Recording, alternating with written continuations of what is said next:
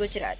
સુરત શહેરમાં યુવતી સાથે બ્રિજ પર ઊભા રહી રીલ બનાવતા નબીરા ઝડપાયા। નબીરાઓએ કોન્સ્ટેબલ પર કાર ચડાવી દીધી।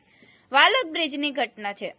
કોન્સ્ટેબલ કારના વાઇપરના સહારે 300 મીટર બોનટ સાથે લટકી રહ્યો। ઘટનાની જાણ થતાં જ સરથાણા પોલીસનો કાફલો ઘટના સ્થળે દોડી આવ્યો। બંને નબીરાઓની ધરપકડ કરાઈ। LR નિલેશ પ્રેમજી સ્પીડ લઈને ત્યાં ઊભા હતા। નિલેશે બ્રિજ પર અકસ્માત થશે તેવી ચેતવણી પણ આપી હતી। પ્રાજલ ખેની અને ધ્રુપિન વાસાણીની ધરપકડ।